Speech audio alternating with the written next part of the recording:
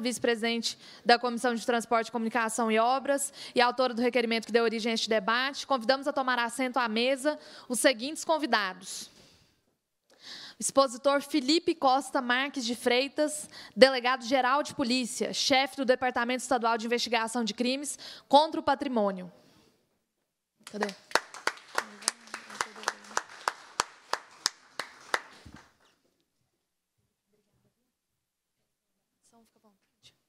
O senhor Adalcir Ribeiro Lopes, vice-presidente do Sindicato das Empresas de Transporte de Cargas e Logísticas no Estado de Minas Gerais, SETSENG.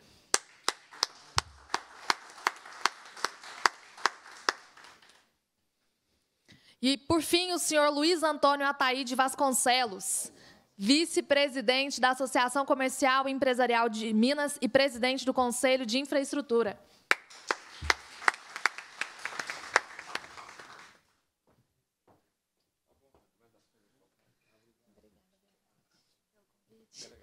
Obrigada, Adalcir, por nos contribuir aqui com essa. Antes de mais nada, gostaria de agradecer a cada um de vocês que concordaram em fazer parte deste debate conosco. Mais cedo nós havíamos falado do conforto que iniciativas como essa têm gerado para as populações que não tiveram a chance de participar dos debates sobre as concessões, dos debates sobre as mudanças na infraestrutura que nós enfrentaremos, principalmente no que diz respeito às rodovias do Estado de Minas Gerais e à nossa mobilidade como um todo. Iniciando a fase de exposições da segunda mesa de trabalho, nós passaremos a palavra ao senhor Felipe Costa Marques de Freitas, delegado-geral de polícia, chefe do Departamento Estadual de Investigação de Crimes contra o Patrimônio, que disporá de 10 minutos prorrogáveis para suas apresentações, dispensada ou não a formalidade das saudações pessoais.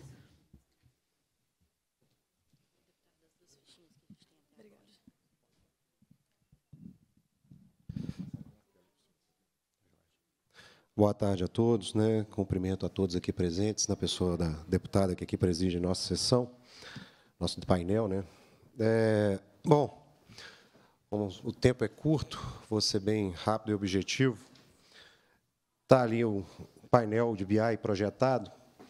Esse painel leva em consideração de 2019 até esse ano, né? Até o mês de julho desse ano, em que nós temos ali um total de furtos e roubos de carga de 3.478 ocorrências. Correto?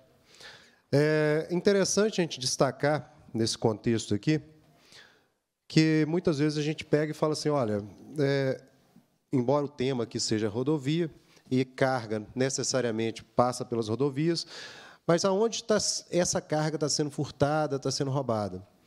Se perceberem ali no canto direito do painel, nós temos ali Belo Horizonte e Contagem, liderando o furto e roubo de carga. Com isso, a gente consegue notar, né, em terceiro lugar, Uberlândia. Né? Todas são cidades, né, a gente está fora de um contexto aí de via, nós estamos dentro da via urbana, fora de um contexto de estrada de rodagem, zona rural. Mas por quê? Uma grande incidência que nós temos o quê? De furto e desvio dessa carga ainda dentro da cidade. Né? Seja porque o motorista parou aqui para pernoitar, seja porque ele carregou e ainda não saiu, seja porque ele vai sair no dia seguinte. Né? E esse desvio acaba acontecendo. E acontece só de caminhões? Não. A gente tem aqui a própria VLI, né, que faz o transporte por ferrovias, e que nós temos muitos casos, inclusive lá no DEPATRE, de desvio, né, de furto de ferro-gusa, enquanto as locomotivas, né, os vagões estão estacionados no pátio da VLI. Né, eles invadem, vão lá e fazem a subtração. Então, é importante a gente destacar, né, como podem ver no próprio painel, que a maior parte dessas ocorrências acaba acontecendo dentro de via urbana. Certo? Um outro dado que é importante a gente também deixar claro, dentre as dificuldades que a polícia vem sofrendo no que tange a esse enfrentamento. Quando a gente fala de furto, e, sobretudo, da receptação, né, que é o principal mote, o principal fomento a esse tipo de crime, porque eu só vou praticar o furto, né, a subtração, seja com ou sem um emprego de violência, no caso do roubo, se eu tiver quem vai receptar essa carga, se eu tiver quem vai receber isso, né? E é muito comum, a gente percebe isso no dia a dia, e que essa carga, rapidamente, ela é diluída no varejo, né? Antes mesmo que a gente consiga chegar e fazer a sua recuperação. Ou então, muitas vezes, consegue-se uma recuperação parcial, né? Se observarem também no painel, verão que existe ali outros, né? Aqui nesse quadro do meio, volta lá, Roberto, por favor, limpa aí. Nesse quadro do meio aí está ali outros tipos de carga. Por quê? Normalmente é aquela carga variada, né? Ou não houve a descrição correta da carga no histórico da ocorrência, ou então é aquela carga variada, né? Em que há vários pertences, vários tipos de produto. E, nesse caso, acaba também que a sua distribuição no varejo é mais fácil. E por que do desafio? Identificar esse receptador, né, que é quem fomenta esse comércio. Mas basta identificar esse receptador? Não. Por quê? Hoje em dia, o Ministério Público, em geral, não só o de Minas Gerais, instituiu o ANPP. Alguém sabe o que é o ANPP aqui? Acordo de Não Persecução Penal. E isso afeta os receptadores. Então, hoje, basicamente, não existe mais processo penal contra quem faz receptação de carga. Não existe mais. E isso não sou eu que estou falando, não. Eu tive uma palestra dentro do Ministério Público em que, inclusive, foi falado da seguinte forma: olha, não gastem seus esforços com o receptador, porque não vai ter ação penal. Certo? E aí, como que a gente tem que fazer para conseguir que esse receptador tenha a sua persecução penal, que ele seja processado? Eu tenho que conseguir comprovar que ele faz parte de uma associação criminosa. Que ele não é apenas aquele cara que um dia veio o sujeito e ofereceu uma carga roubada para ele, ele comprou. Não, ele é uma pessoa que faz isso de forma reiterada e, muitas vezes, com vínculo habitual com aquela pessoa que pratica o furto ou o roubo da carga. Notaram que ficou bem mais difícil? Porque eu tenho que provar a habitualidade, eu tenho que provar o vínculo, eu tenho que provar a reiteração. É fácil provar isso? Não é. E um outro gargalo muito grande que nós possuímos, a própria qualidade dos registros. A qualidade do registro, eu tiro aqui um parâmetro para vocês mensurarem. Se vocês virem aqui o quadro inferior esquerdo, tem lá quantidade de registro por horário de fato. Notem, o pico de registro acontece por volta das 10 da manhã. Ora, vocês acham que esses fatos, esses ilícitos, acontecem às 10 da manhã? Por volta das 10? Não.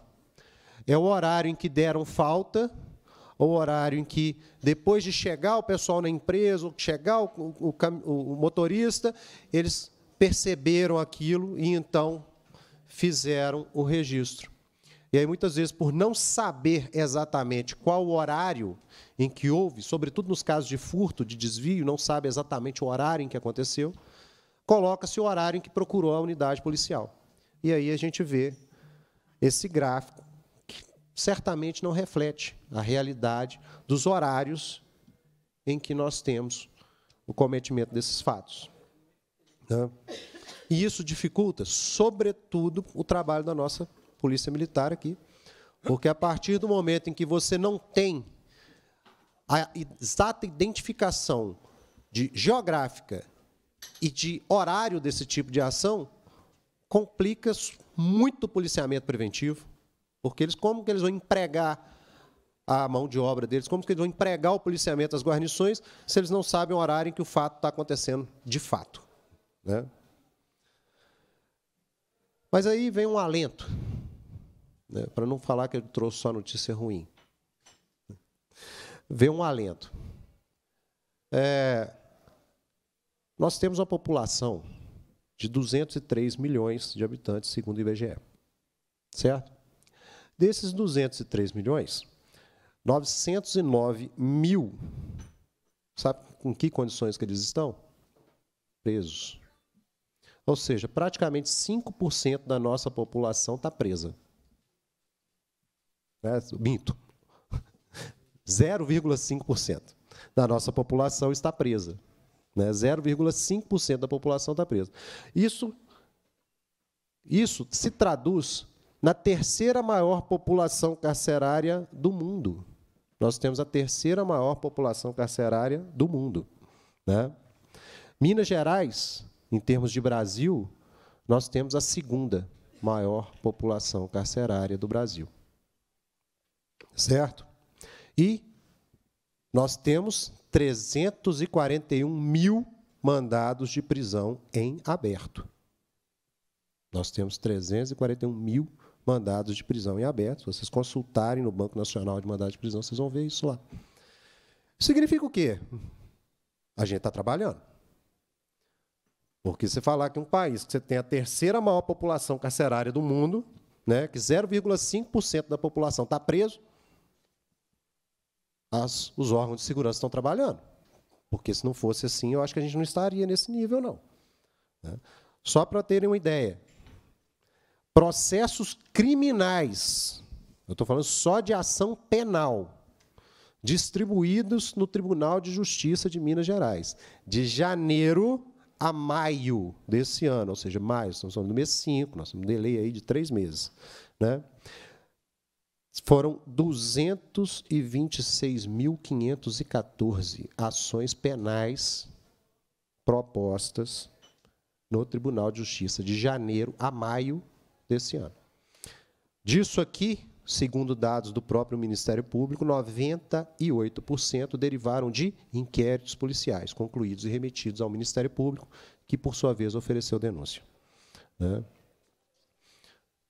Então, gente, a polícia tem trabalhado, tanto a Polícia Civil quanto a Polícia Militar, a Polícia Rodoviária Federal. Essa noite mesmo fizeram uma recuperação de carga, né? Frustraram uma ação e prenderam 6 criminosos, salvo engano, essa noite, essa madrugada, né? E a gente tem trabalhado incessantemente para que esses índices ainda melhorem. Mas, como eu disse, a gente precisa cada vez se reinventar, né? Se reinventar como? Todo mundo vê aí, não é novidade para ninguém, a cada dia mais a Justiça vem clamando, e isso através das decisões que a gente vê, né, vem clamando por uma maior qualidade, né, da prova policial, da prova produzida, né, desde o início, com o atendimento da ocorrência pela Polícia Militar, que vai fazer as coletas e a devida cadeia de custódia, né, lançando ali aqueles objetos que foram arrecadados na cena de um crime, para você ter ali todo o trânsito daquele objeto, do momento em que ele foi arrecadado até o momento em que ele vai servir para o julgamento, para ser periciado ou coisa assim. Porque, se hoje você não tiver cadeia de custódia completamente observada, você anula, você inviabiliza toda a ação, porque o advogado vai chegar e vai questionar, vai falar assim, não, mas essa prova foi contaminada em algum momento? Ela foi guardada desde o seu primeiro momento? Quem manipulou ela? Quem mexeu? Celular hoje é uma grande fonte, né? Todo mundo está aí com o celular na mão. Uma grande fonte de informação. A gente apreende celular na cena do crime com o criminoso, solicita autorização judicial, faz a extração e, a base nisso, a gente tem muito elemento de prova e muita informação. Mas, se a gente não fizer isso da forma adequada, lembra quando eu falei lá de vincular a pessoa, de mostrar que ele tem hábito de receptar aquela carga? Muitas dessas vezes essa informação está no celular. Se eu faço isso de forma assodada, precipitada, sem ordem judicial, o que vai acontecer? O advogado vai questionar, vai pedir uma auditoria daquele telefone celular e ele vai ser E toda a prova obtida a partir dele, se teve uma extração anterior sem ordem judicial, está nulo, anula tudo, bota todo mundo na rua. Anula tudo. Porque isso é uma necessidade de qualificação das forças policiais e de qualidade, de eficiência da prova produzida para você conseguir, então, levar aquele indivíduo às raias da justiça. E, além disso, como viram, 226 mil processos distribuídos de janeiro a maio. O que isso significa? Um grande volume de distribuições, entre eles o quê? Processos cautelares criminais, ou seja, aquele mandado de busca e apreensão, mandado de prisão. E se torna cada vez mais complicado você obter esse instrumento judicial, esse mandado, em tempo hábil, para você, muitas vezes, fazer uma diligência. Então, já aconteceu fatos em que a gente pediu mandado de busca e apreensão e que esse mandado veio 3 meses depois. Ou seja, qual a expectativa de você encontrar essa carga naquele lugar que você pediu mandado? Né? Agora, veio porque... Demorou 3 meses por quê? Porque o juiz quis? Não, porque simplesmente o cara está cheio de demanda. Né? Tudo é para ontem. Então, assim... Esse é um rápido panorama que eu trouxe de como anda a questão da segurança pública para nós, Polícia Civil, né? E eu peço licença para falar, até quando eu falo de estatística, falar da Polícia Militar, porque a Polícia Militar é uma parceira nossa, né? Nesse enfrentamento diário a esse tipo de criminalidade. E ver, né, como está ali naquela anotaçãozinha logo abaixo ali do 3.478, comparado ao mesmo período do ano passado, nós, infelizmente, tivemos um aumento de 11% desses crimes, né, de furto e roubo de cargas.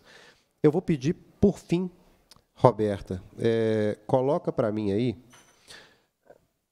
um tipo de logradouro. Só para a gente ficar bem mais específico, tem lá rodovias. Só para a gente ficar bem...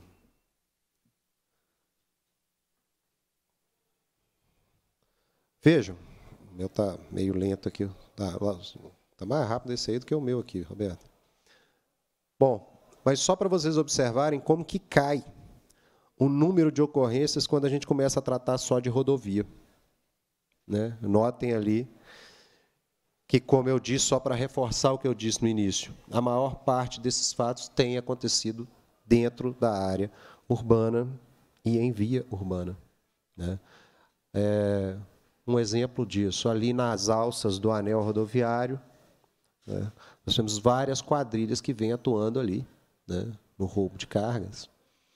E, notadamente, eles usam o mesmo modo operandi. Eles vão em 2 veículos, um veículo acompanha o caminhão quando ele está fazendo a alça, e o outro veículo atrás começa a ficar prendendo o trânsito que vem logo atrás para evitar com que o pessoal chegue no momento da abordagem, que os criminosos que estão no carro da frente façam a abordagem do motorista. Isso tem sido muito recorrente.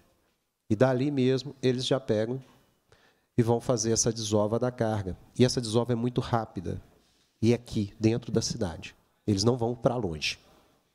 Ele está aqui dentro da região metropolitana. É Belo Horizonte, Contagem, Betim. Vários galpões que nós temos aí em regiões, em áreas industriais, etc., em que essa carga é rapidamente desovada. Né? Gente, da minha parte, ali nós temos um mapa, né, mostrando ali a maior concentração. Como eu disse, está aqui na região central, em Belo Horizonte, e região metropolitana. Gente, com isso eu termino minha apresentação e peço desculpas à deputada e licença a todos, mas eu tenho uma agenda aqui que eu já estou uma hora atrasado para ela, então eu vou ter que me retirar. Mas qualquer pergunta, qualquer coisa, pode mandar depois pelo e-mail ou pelo WhatsApp, a assessoria da senhora tem meu contato, que eu respondo na hora, tá ok? Obrigado pela atenção de todos.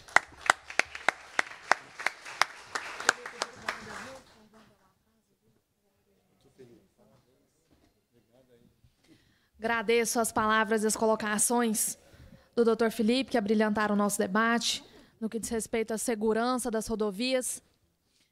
Essa questão nos é muito cara e, se bem foi observado no último mapa apresentado por ele, ali na região do Triângulo do Alto Paranaíba, nós também encontramos grandes ocorrências, grande número de ocorrências do roubo e furto de cargas. Ele colocou aqui a questão dos acordos de não persecução.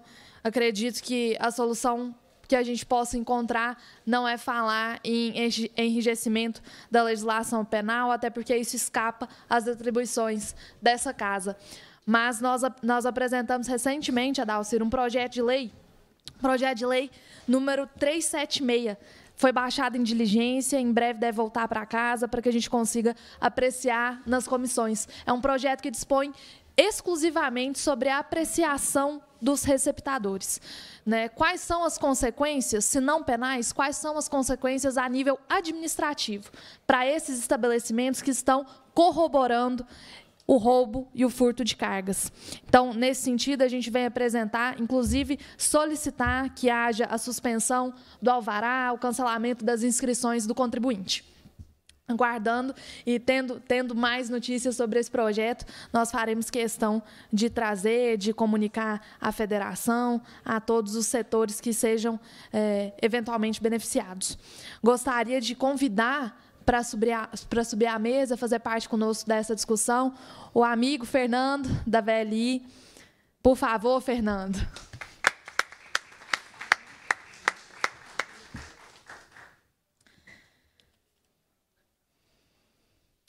As dúvidas serão apresentadas e estão sendo coletadas, inclusive, nas mídias sociais, pelo canal da Assembleia, serão apresentadas pelo moderador ao final do debate, ao final desta mesa. Agora, para suas palavras, nós vamos passar a palavra ao senhor Adalcir Ribeiro Lopes, vice-presidente do Sindicato das Empresas de Transporte de Cargas e Logísticas no Estado de Minas Gerais, que disporá de 10 minutos prorrogáveis para as suas apresentações. Obrigado, deputada. Está aberto aqui? Está funcionando? Está. Obrigado, deputada. Como diz, uma jovem e veterana, brilhante, conduziu aí a parte da manhã e eu tive a oportunidade de acompanhar de perto. Achei maravilhoso os debates, né? Os apertos que alguns sofreram. Né? Mas essa iniciativa da Assembleia é maravilhosa, né? A gente fica feliz. Nós aqui, representantes do setor, somos representantes voluntários, né? Eu sou empresário do transporte, assim como o Sérgio Pedrosa, que é o nosso presidente da federação, que está aqui. Em nome dele, eu cumprimento a todos, né? E a gente é voluntário, então a gente vive as nossas empresas, a gente sabe o dia a dia, sabemos na pele mesmo que a gente passa, né? E ter a Assembleia com essa postura, acolhendo nesse debate todas essas dores, né? E a gente também poder contribuir, poxa, isso nos deixa muito felizes, né, presidente Sérgio? Então, assim, o que eu tenho para falar sobre segurança é o seguinte: a segurança ela é responsabilidade de todos nós, né, da sociedade. E nós, enquanto transportadores, a gente faz muito a nossa parte, né, e a gente investe muito em treinamento, principalmente na parte de seleção de pessoal, nessa capacitação, que a gente tem um apoio do SESC-Senat, que está espalhado por todo o Brasil. A gente dá todo o apoio psicológico, treinamento. Hoje, assim, a gente tem muita tecnologia nos caminhões, são caminhões que estão rodando na Europa, quer dizer, com toda a segurança, com uma cabine extremamente confortável, né, que ele consegue, aquele que tem que dormir no caminhão, refazer as energias para outro dia. É uma cabine extremamente segura, sob o ponto de vista de um acidente, né? É um caminhão dotado de uma inteligência, quer dizer, hoje quase não se passa uma marcha mais no caminhão, ele tem um freio motor maravilhoso. Quer dizer, são caminhões muito modernos, né? Por outra vez, também, a legislação modernizou bastante. Hoje, o nosso motorista é altamente controlado o tempo de trabalho dele, tanto com dispositivos, né, que estão ali dentro da cabine, com câmeras, monitorando a fadiga dele. Ele é totalmente monitorado quanto ao percurso, quer dizer, a nossa infraestrutura não acompanhou essa evolução, né? Nossos caminhões, a legislação, elas tiveram um grande avanço. Então, o que eu penso que, em função toda essa tecnologia, apesar do número de acidentes ser enorme, ele ainda é muito mitigado por conta toda essa tecnologia e toda essa legislação que envolve o nosso segmento, né? A manutenção dos nossos veículos é coisa, gente, é coisa de primeiro mundo, que se gasta em manutenção, e até por conta da falta de estrutura. Quer dizer, o caminhão ele sofre com a rodovia mal conservada, né? E toda essa manutenção é preventiva, ela é complexa, mas é muito bem executado por todos os empresários, pelos concessionários. Os caminhões, hoje, são caminhões novos, praticamente, a nossa frota renovou muito, né? Temos os aplicativos, né, de rotas, que mitiga também o erro, observada toda a legislação em torno das grandes cidades, né, e em parceria com todas as entidades regulatórias, né, as polícias. Bom, temos a proteção tanto da carga, que com seguros, e também com todo o monitoramento, né, que a seguradora exige. Então, isso é feito rigorosamente, muito cobrado pelos embarcadores. E toda essa tecnologia de monitoramento online ali do que ele está fazendo, quer dizer, o caminhão chega de viagem, a gente já sabe tudo que precisa, toda a manutenção que tem que ser feita, todo o roteiro, o que o motorista passou naquela estrada. Então, essa responsabilidade, a gente tem um custo altíssimo para isso, né? E a gente praticamente sofre muito por conta da falta da estrutura, mas a gente consegue treinar nossos profissionais, né? Hoje, eu te falo que os nossos motoristas são de alto nível, são pais de família exemplares. Nossas empresas, hoje, elas conseguem dar ao motorista um plano de saúde familiar, né, que a gente preocupa. O CSNAT, hoje, ele tem tratamento dentário, quer dizer, ao longo da viagem, ele pode fazer o tratamento onde ele estiver passando, não tiver um CSNAT, ele dá continuidade, porque é tudo acompanhado, o tratamento dele. Então, a gente investe muito dessa parte de segurança, na manutenção, no profissional, no caminhão, que ele é um caminhão do mesmo tipo que está lá na Europa. E o que nós precisamos é de gestão, realmente, na rodovia, né? Isso é outra parte que impacta, realmente, na nossa segurança, é a gestão, que vai trazer uma redução de acidente, né? Redução de roubo de carga. Lógico que, se você tem uma rodovia administrada, e principalmente pedagiada, você tem tudo isso com estrutura muito mais preparada, né? E de modo a que o nosso segmento possa diminuir custo e atender ao nosso cliente, né, com proficiência. Então, precisamos de adequação e perenidade nas obras de engenharia. Quer dizer, precisamos, aqui em Minas é um estado diferenciado, deputado. O relevo é completamente diferente. Hoje eu vi de manhã, falando de São Paulo. Gente, São Paulo é quase que plano, aquele maravilhoso. Nós tivemos o primeiro leilão, né? Eu tive lá com um colega meu que está aqui, Medrado, né, nas audiências públicas passadas, né? E ninguém se interessou, porque o investimento para se fazer aqui na 262 é um negócio imensamente caro, né? E o relevo é diferenciado. As chuvas aqui, elas realmente trazem um impacto enorme. Ano passado, em parceria com a Polícia Rodoviária Federal, Estadual, DENIT, a NTT, Defesa Civil, por iniciativa do nosso sindicato, a gente criou a campanha Ir e Vir Seguro, e a Polícia Militar nos colocou à mão uma ferramenta, e a gente pretende esse ano voltar, né, coronel?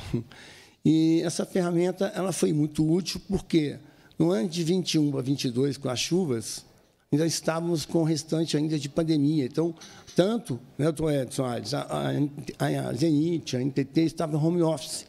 E aqueles episódios de enchente e interdição de rodovia impedia como a gente chegava nos municípios. Não tinha como, e não tinha informação. A informação era um negócio que atrapalhou muito a não ter essa interação entre os órgãos. E o que aconteceu em 22 para 23, nessa campanha, Ir e Vir, com a parceria com a Polícia Militar, a gente conseguiu, com esse aplicativo que eles criaram, monitorar via Google Maps, a cada 2 horas, os estados das rodovias e das interdições. Então, a resposta era muito rápida do DENIT, muito rápida da NTT e do DR e das polícias, né, para poder informar. Aquilo ali trouxe uma redução de acidente, de vítimas, e a reparação das rodovias foi muito rápida. Quer dizer, eu defendo aqui, a gente, como entidade, né, que é o CETSENG, o FETSENG, a nossa NTC, que estou aqui representando também, no papel do nosso presidente Pelúcio, nós temos recursos para poder ajudar. Então, quer dizer, essa interação com nossos intervenientes, ela traz um grande resultado e melhora a nossa segurança. E hoje, incrível que pareça, eu estive acompanhando aí os debates pela manhã, e a semana passada, me parece, nós vimos um debate do nosso ministro atual, do Ministério do Transporte, brilhante, por sinal, brilhante, estava lá no Roda Viva, e ele foi perguntado sobre esses contratos, que hoje até se falou, esses contratos que foram celebrados na época, a nossa presidente Dilma, que teve a excelente intenção de fazer um contrato com menor tarifa. Não vejo nada de errado nisso. E, infelizmente, nós estamos aprendendo, temos pouco tempo em termos de rodovia concessionada, né? E estamos aprendendo, quer dizer, errou, mas o ministro falou isso muito bem, de repactuar os contratos, e o TCU permitiu. Então, aqui em Minas, a gente foi preterido.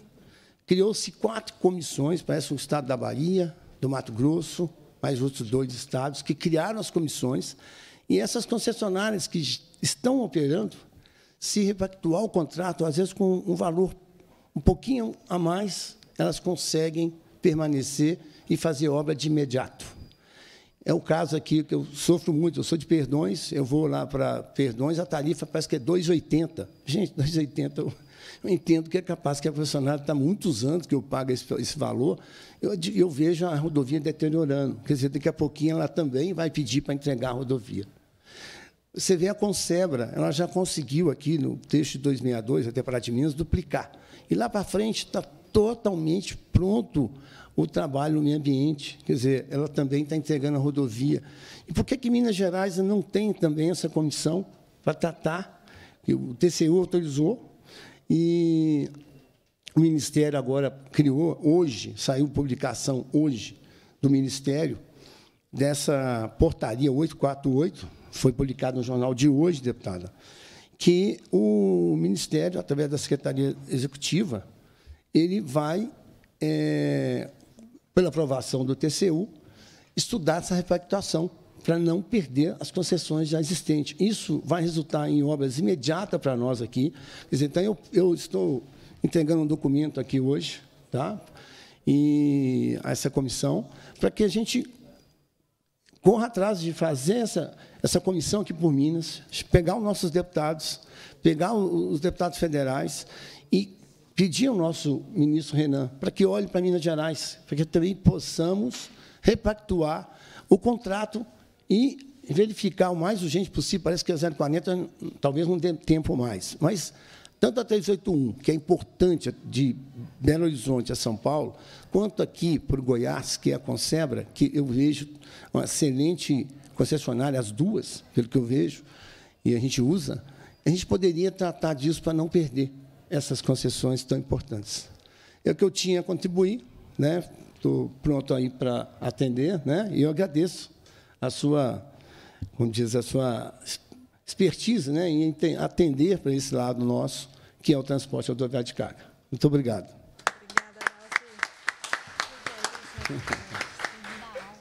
Que isso. Agradeço as colocações, as palavras sábias do brilhante Adacir, aqui que está vestindo o chapéu da segurança, da CNT, transporte de cargas.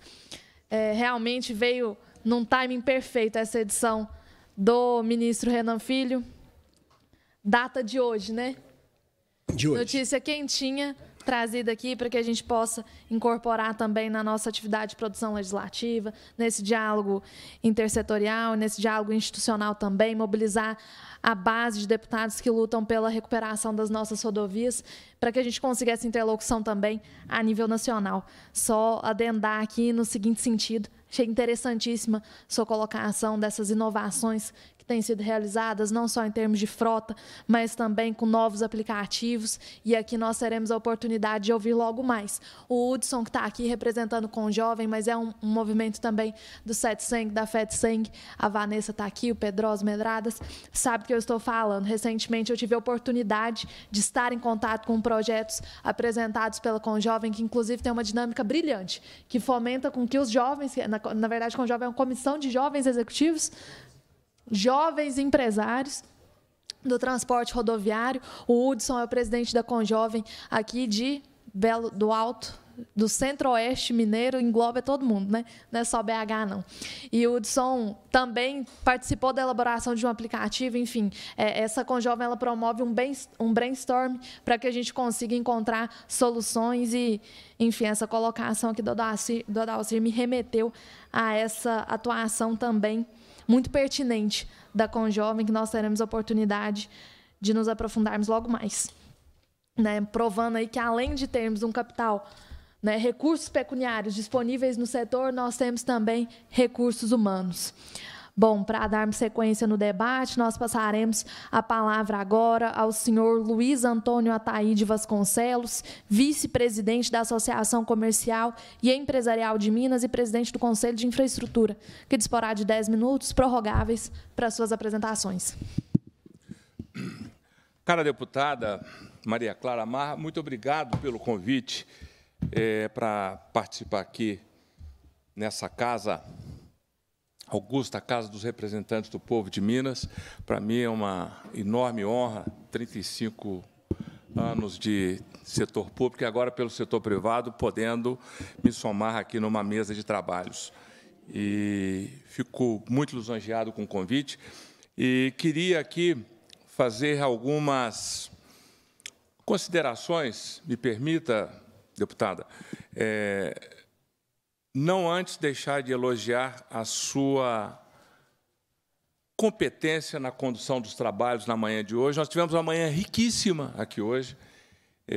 Quem não esteve aqui pela manhã perdeu, mas pode ver depois. Mas uma manhã riquíssima, porque contextualizou muito a questão que nós temos das rodovias de Minas, mas muito mais do que as rodovias de Minas, né? Os gargalos que nós temos, as dispersões que temos. E eu queria aqui, dado o tema da mesa, e se me permitir, ampliar um pouco o foco da discussão que nós temos que ter aqui. Acredito aqui que o delegado Felipe Freitas, muito pontualmente, ele colocou uma questão de uma briga um pouco do Golias com Davi, quer dizer, a questão do crime avança muito, e a sociedade, ela precisa, de uma vez por todas, se unir em torno das forças policiais para dar a segurança que a sociedade precisa. Nós não podemos continuar numa situação de que há uma tibieza para entender de que as forças policiais, e se falamos das forças policiais de Minas Gerais, não só honradas, mas respeitadas como das forças mais bem preparadas, não possa ter de maneira uníssona o apoio da sociedade, acredito que aqui a partir da comissão, de dizer a importância que isso tem para que nós possamos coibir questões como essa, que muitas vezes é a próprio não reconhecimento à altura do que se precisa para até influenciar o Judiciário, o Ministério Público, porque nós não podemos continuar com uma situação de uma certa tibieza, vamos assim dizer, uma tibieza institucional com relação à questão da segurança. A questão da segurança ela é uma questão de bem-estar da sociedade. As forças policiais, elas, na realidade, estão constituídas pelo Estado como o seu braço preparado para coibir o crime, não importa de que forma. Então, eu acho que aqui o delegado Felipe pontuou e nos mostra a importância que a comissão tem para que a gente entenda a condução do quanto é necessário apoiar as forças policiais, dotá-las, na realidade, de melhores instrumentos. Eu acredito que a questão não é tanto só do recurso sim, mas de dar a ela o devido respaldo institucional para fazer frente ao seu trabalho. Segundo ponto aqui, eu também gostei muito aqui do meu colega Adalcir aqui, quando ele me falou e me deu aqui a entrada para falar de que, olha, os caminhões, a tecnologia tá voando. Nós estamos hoje com o estado da arte em termos de o que o nosso caminhoneiro hoje tem, e cada vez mais. Estamos caminhando aí na questão também muito importante da tecnologia, aí dado aí pelas redes de comunicações, a internet, que isso vai ganhando fôlego, né? Mas você fez um comentário muito importante, que é o seguinte: a infraestrutura não acompanhou. Então, é isso que nos remete à questão do que acontece com Minas Gerais. O caso de Minas Gerais, deputada, ele é absolutamente apartado de tudo que acontece no Brasil, em termos de estrutura rodoviária.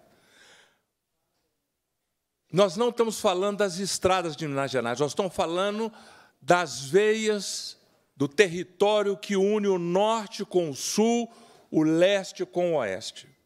E temos uma situação em que há uma dívida da federação para com Minas Gerais. Não existe estado no Brasil, se nós compararmos, pode pegar qualquer corte de um tempo, 5, 10, 15, 20 anos, em que os recursos da federação, os recursos centralizados na federação, por quilômetro de estrada, por população, foram tão mitigados com relação ao estado de Minas Gerais. É uma coisa assombrosa. Né? É uma coisa assombrosa. Nós temos a maior malha rodoviária federal do Brasil e temos, de longe, o menor aporte de recurso público no tempo, não importa o corte temporal.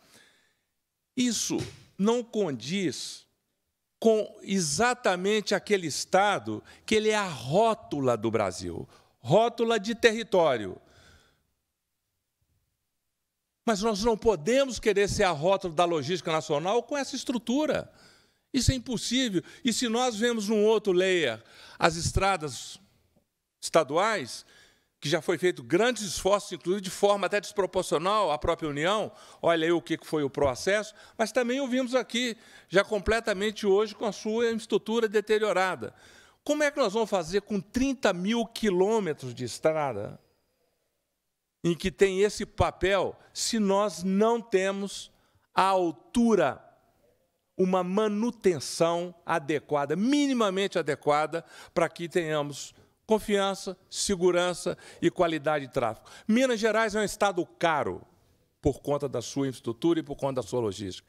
E é por conta disso que nós poderíamos estar muito mais além em termos de termos novos investimentos, e não temos, porque é mais caro trafegar por Minas Gerais. E vai ficando, isso é um processo lento, cada vez mais caro. Eu nem vou colocar aqui a questão da multimodalidade dos transportes, o que o tempo não permite. Mas não se pode imaginar, com aquele gráfico que foi mostrado aqui, que 71% das estradas do estado de Minas Gerais são ruins, não são adequadas para o tráfego. Ora, se do mesmo jeito aqui, muito bem lembrada a presença aqui do doutor Roberto Gianetti, que mostrou o contrário de São Paulo, aí que nós começamos a ver. 85% das estradas concessionadas do estado de São Paulo são estaduais. Elas não são federais. São Paulo, me permita, essa comparação não é para nos acabrunhar, é para nos dar um choque, um berro de realidade. Nós estamos 30 anos atrasados com relação a isso. Como é que um estado tem 12 mil quilômetros de rodovias concessionadas, sendo 85% rodovias estaduais, e que o índice que você tem da população é de 70% de aprovação? Eu nem quero lembrar do filme que nós vimos aqui, porque ele é uma questão nossa, dos mineiros, que nós temos que resolver, a questão da BR-40. Então, deputada, não há assunto de maior emergência, de maior urgência, de maior importância à economia e o bem-estar dos mineiros do que as suas veias. Esse é um assunto que tem que ser levado à União, mostrado que tem um débito da União. É um colossal débito com relação às nossas rodovias federais. Eu não posso imaginar agora, e por isso que essa é uma questão, inclusive, deputada, e com seu talento, até elevar o nível disso não só ser uma questão partidária, mas uma questão apartidária com todas as forças da sociedade, porque nós não podemos imaginar agora que se inicie um trabalho extremamente meritório, vamos ter o Fundo Nacional de PPP, não ter recurso de PPP, de fundo que não possa, na realidade, fazer as rodovias federais que não dão concessão. Faça PPP. Não tem como nós não falarmos que todas as rodovias federais de Minas Gerais já não tivessem seus estudos prontos para terem a sua manutenção a tempo e a hora. Nós tivemos 2 projetos colocados no PAC, extremamente bem-vindos, mas nós temos que falar de todas as rodovias de Minas Gerais, porque elas, na realidade, é o centro gravitacional de toda a malha nacional. Não vou falar aqui porque isso já dói demais, termos não uma, mas as 2 rodovias da morte do Estado de Minas Gerais, do Estado do Brasil. Isso é uma coisa que nós não podemos conviver com isso placidamente. Então, eu acho, deputado, que as conclusões do que se conversa aqui, e no que toca essa questão da segurança de trânsito, da trafegabilidade, ela é uma questão muito mais além. Ela é uma questão que tem que ter um choque de realidade com isso. Nós não podemos ficar esperando, ao bel prazer, que se resolva daqui um ano, daqui 2 anos, fazer um novo estudo. Só temos o estudo da 251. Imagine, gente, nós vamos ter que relicitar a BR-40, que liga a 2ª à 3ª cidade do Brasil.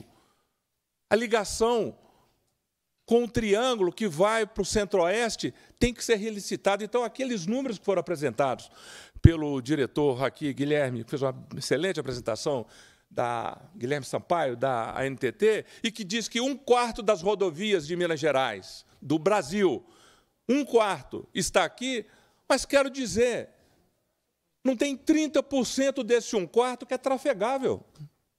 Então, tem uma coisa que está errada nisso. Está muito errado nisso. E aí tem algo que me permita, deputado, nós temos que sair dessa letargia institucional que nós estamos. Braços dados, toda a sociedade. Essa casa que, por muita boa hora, tu coloca isso, junto com 53 deputados do Estado de Minas Gerais, o governador do Estado, o Legislativo, não só com o Judiciário, as entidades da sociedade civil. Nós temos um crédito com a União com relação às estradas federais. Não podemos deixar de ter as parcerias, o Fundo das Parcerias Público-Privadas não aplicada já nas rodovias federais. Porque isso é uma questão, hoje, vital para o próprio Brasil. Se quisermos sermos... E aquilo que vai descolar a economia de Minas Gerais, de ser simplesmente uma rótula das estradas, para ser a rota da logística nacional e mudar o conceito do que seja o novo padrão de desenvolvimento do Estado de Minas Gerais, nós precisamos ter, para constituir a rota da logística nacional, um outro padrão de vias federais e estaduais. Estamos vendo São Paulo em falar que vão concessionar vias vicinais já. Nós não temos as nossas vias federais. Isso é um absurdo. Isso tem que dar um choque nas pessoas com relação a isso. E isso tem a ver com tudo que nós possamos falar, do bem-estar da população, da qualidade das vias, da segurança. Não pode eu imaginar quem é que pega a BR-40 com a família e que não tem medo. Quer dizer, não há sentido uma coisa dessa. Então, isso é urgente, é premente isso. Não é mais pedir, quer dizer... Me perdoe, é exigir, porque Minas tem um crédito com a federação. Muito obrigado.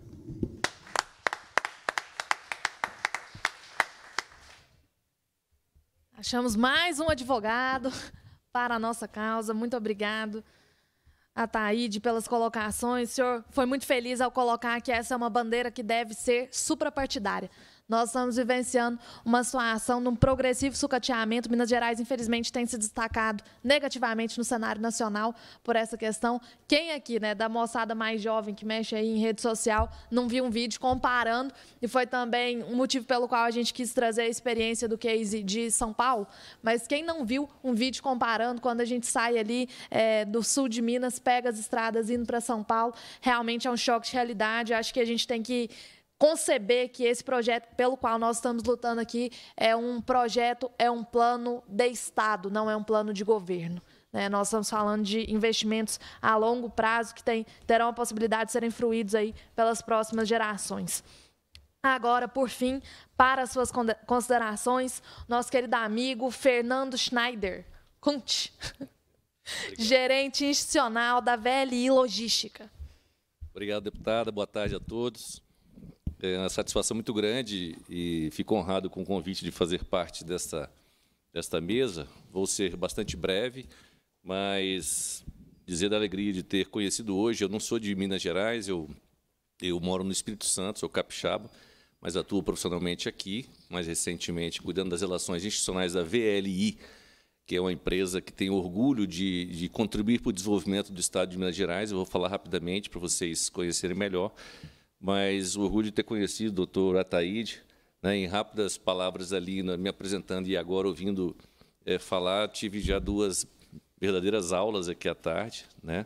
Parabenizar também o companheiro, o doutor Felipe, né, e os companheiros também da Polícia Militar, são parceiros importantes, com base em tudo que já foi dito aqui da questão do roubo de cargas, mas não vou entrar nesses aspectos, eu vou tentar contribuir para essa questão das nossas rodovias estaduais, né? Embora eu trabalhe numa empresa que trabalha com multimodalidade, que é terminais integradores, e nós temos orgulho de ter 5 aqui no estado de Minas, né? Uberaba, Araguari, Ouro Preto, Santa Luzia e Pirapora. Então, nós temos terminais que recebem cargas, produtos em geral, notadamente grãos, né, e que a gente transporta via trem, ou seja, operamos em Minas Gerais a ferrovia Centro-Atlântica, são 3.000 quilômetros de ferrovia que nós operamos em Minas Gerais e levamos esses produtos até os portos, notadamente Espírito Santo, né, minha terra lá, e também Santos. Então, é um conceito de multimodalidade importante, atendemos clientes super importantes, como, por exemplo, o Uzi Minas, aqui em Minas Gerais, transportando produtos siderúrgicos, mas também fertilizante, trazendo do Espírito Santo para cá, trazendo de Santos para Uberaba. Então, é uma empresa que realmente tem muito orgulho, né? São 4.000 empregados em Minas Gerais, entre diretos e indiretos. Tem 5 acionistas, também tem um pouco dessa confusão, se VLI é Vale, a Vale criou a VLI há 11 anos, e hoje são 5 acionistas, né, além da Vale, a Mitsui, a Brookfield, o Fundo de Investimento do Fundo de Garantia, o BNDES. Então, é uma empresa autônoma que tem gestão própria e, naturalmente, responde a um conselho de acionistas desse nível que eu falei para vocês. Mas, então, temos realmente muito orgulho de fazer essa multimodalidade. Mas tem uma coisa que parece que não, vocês são empresa de ferrovia, mas as rodovias exercem um papel fundamental, deputado. É esse ponto que eu queria chegar aqui, porque, afinal de contas, a gente recebe, pelo modal rodoviário, a carga que abastece os nossos terminais. Então, precisa de ter essas veias em boas condições para poder a gente ter um escoamento da safra à altura do que o país cada vez mais representa no cenário da alimentação mundial, né? A gente tem o orgulho de ajudar a transportar, pelo menos, comida de 1 a cada 5 pratos, né, na população mundial. Então, é um papel que a gente tem e desenvolve com muito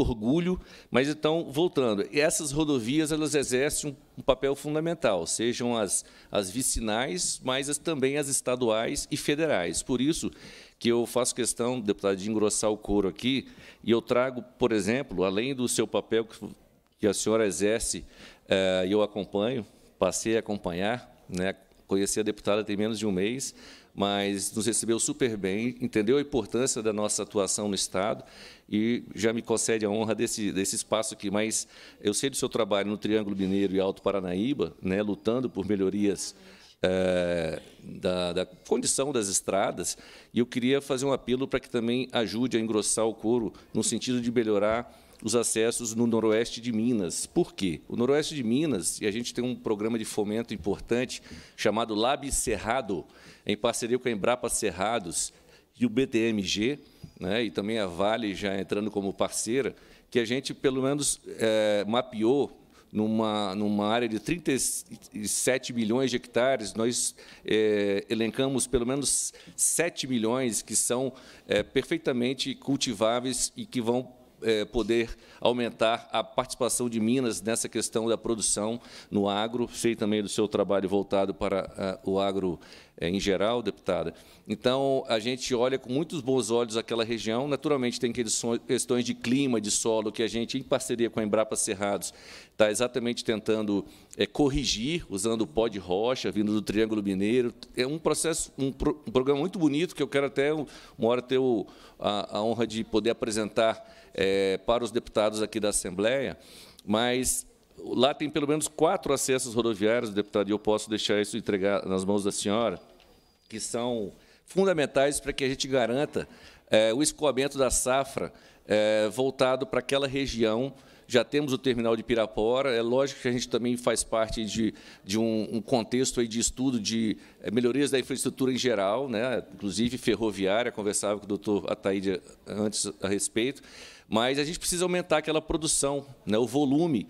Né, o Estado merece, é uma região que pode e vai crescer muito, então, pelo menos 4 acessos. A MG 680, BE80, que liga Paracatu a Brasilândia de Minas, a MG 202, que liga Pintópolis a Urucaia, a MG 408, de Brasilândia de Minas a Pirapora, e a MG 161, de São Romão a Pirapora. Todas em situações diferentes de conservação, algumas em obra ou não, mas todas precisam de uma condição melhor para que a gente consiga ter um escoamento da safra, atração de investimentos, as pessoas se interessem em investir mais na região. Então, eu queria formalmente pedir, deputado, se de alguma maneira essa comissão puder indicar para o governo do Estado a importância de se priorizar, não necessariamente resolver a curto prazo, a gente sabe que orçamento é algo bastante desafiador, mas que pelo menos essa comissão de transporte, presidida pelo deputado Tiago Cota, a senhora na vice-presidência, sinalize para o Estado a importância desse investimento. Então, te agradeço de antemão por essa frente. Mas eu queria também não perder a oportunidade de falar de uma coisa, embora a gente está falando de rodovia, segurança, etc. Ferrovia tem, sim, a integração total com as rodovias, e uma coisa que muito nos preocupa é a questão da segurança também de motoristas, né, de veículos automotores no cruzamento com as ferrovias.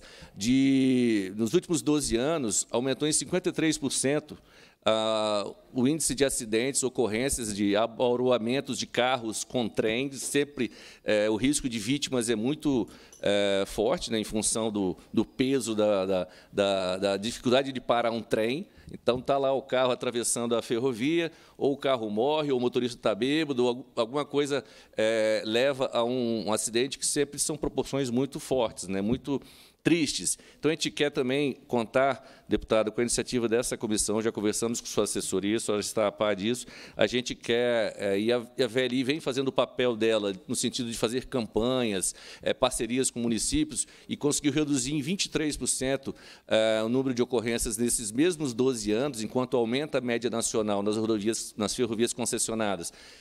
A gente tenta fazer o nosso papel, mas que essa comissão ela encaminhe junto ao governo, órgãos como o DETRAN e etc., uma iniciativa voltada para maior segurança, mais campanha educativa, mais investimentos em sinalização, para que a gente possa reduzir cada vez mais, de preferência zerar o índice de ocorrências de abauroamentos de veículos automotores, ou seja, os motoristas precisam estar mais cientes, seja em aulas de autoescola, conteúdo voltado para a formação de novos e atuais condutores, mas eu gostaria desde já contar com esse apoio dessa comissão, do seu mandato, para que a gente, em parceria com a VLI, potencialize o tema segurança ferroviária.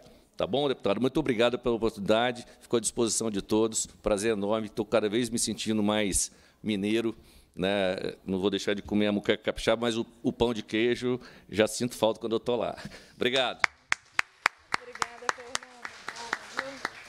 Fernando, muito obrigada pelas suas colocações, são acenos extremamente pertinentes, considerando que aqui a gente fala bastante sobre essa necessidade da integração multimodal. Para nós, as ferrovias vêm para complementar, não vêm para substituir, então a gente sabe dessa importância dos investimentos nesse setor também. No que diz respeito às suas colocações sobre o Noroeste, quero dizer que ontem ainda eu estava em Riachinho e me dispus a voltar para Belo Horizonte de carro. Não recomendo. Não recomendo. Nós temos, conclusão dessa experiência, mais de 8 horas de viagem, incansáveis. Nós chegamos aqui e me serviu, eu achei que eu ia chegar cansada para o debate, falei, não, acho que isso aqui me deu foi mais um gás para que a gente continue lutando para a recuperação da nossa malha rodoviária. Enfim, então, pode ter certeza que nós engajaremos, sim, sobretudo porque aqui serão contempladas cidades, inclusive, onde eu estive ontem e pude atestar a triste realidade, como Riachinho, Urucuia, Arinos, Bonfinópolis, aqui Dom Bosco, Paracatu, por onde nós temos um carinho muito grande também, cidade de Pirapora, enfim. Sem falar da necessidade de nós criarmos a viabilização do investimento na malha ferroviária a fim de contemplar os nossos portos secos. Minas Gerais, na extensão que tem, né, nos grandes volumes de produção agrícola, a gente tem apenas 5. Se não estou enganada, em Uberaba, Uberlândia, Varginha, Juiz de Fora. Então, ainda assim, nós carecemos desses investimentos, sobretudo quando a gente observa no passado recente. Vou citar aqui a experiência do saudoso Paulinelli. Foi com esse olhar que ele transformou o Cerrado, que ele transformou a minha região, o Alto Paranaíba e o Triângulo, com investimento na calagem, na recuperação do solo do Cerrado, pela questão da acidez. E hoje a gente tem esse olhar de vanguarda para o Noroeste, então pode ter certeza que nós iremos acolher, sim, a nível de legislativo e mobilizar também essa casa, os nossos colegas parlamentares, para que a gente consiga efetivamente criar políticas públicas de investimento e de capilarização desses investimentos no Noroeste. Sobre essa questão da segurança das ferrovias, muito pertinente também, gostaria de dizer, não só conte com o nosso mandato, como conte com o nosso projeto de lei, hoje protocolado, um projeto que trata sobre a política de conscientização para o trânsito e para a convivência harmônica entre veículos automotores e ferrovias no estado de Minas Gerais e dá outras providências. Vem justamente nesse sentido de mitigar, de minimizar essa ordem aí dos 53% no incremento dos acidentes que tem tido, infelizmente, né? Acidentes evitáveis, fruto muitas vezes de imperícia, de falta de orientação, enfim, é um projeto que tenho certeza que vai ter sucesso aqui na casa também. Agora eu puxo as palmas. Obrigada. Agora nós vamos abrir o debate. Ah, sim. Deputado, eu esqueci de te fazer um pedido. Aquele acidente lá foi muito comentado do ônibus dos torcedores do Corinthians, né? Na BR-381, naquela descida ali da sede de Igarapé, que é o quilômetro 525, nós já perdemos mais de 30 motoristas em acidente ali. Ali, assim como foi feito no anel rodoviário, aquela área de escape, ali nós temos que pedir urgente para fazermos a área de escape ali, sabe? Porque já perdemos. Eu ainda vou pedir esses dados da Polícia Rodoviária Federal, mas eu tenho certeza, porque eu passo ali muito, nós, pelo alto dos meus cálculos, nós já perdemos mais de 30 motoristas. Quer dizer, ali é um negócio que teria que se fazer uma obra ali, a artéria, teria que fazer um túnel ali de Igarapé a Itatiaia-Sul. É o que tem que se fazer no futuro, né? Mas isso aí é para frente, mas de imediato, mitigando isso aí e não perder mais vidas, se a gente tivesse, através da Assembleia, solicitar essa área de escape. Já vamos protocolar para apresentar o requerimento na próxima reunião da Comissão de Transporte e Obras, na terça-feira. Em breve nós teremos providências nesse sentido. E é lamentável, né, pessoal, que a gente, infelizmente, tenha que protagonizar... Nossos pedidos. Tá, ok. Que a gente tenha que protagonizar acidentes dessa magnitude para, enfim, chamar a atenção para o investimento naquela área. Mas conte conosco. Iniciaremos neste momento a fase de debates referentes à segunda mesa de trabalho. Lembramos que neste debate o usuário poderá encaminhar perguntas aos parlamentares ou convidados, além de interagir com outros participantes em um bate-papo. Para enviar mensagens, o cidadão deverá efetuar login no portal da Assembleia, que pode ser feito também por meio de contas do Facebook ou do Google. As perguntas serão encaminhadas à coordenação da reunião e poderão ser lidas e respondidas na fase de debates ou a qualquer momento durante a reunião, a critério da presidência. Contamos com a participação do público, agora também online.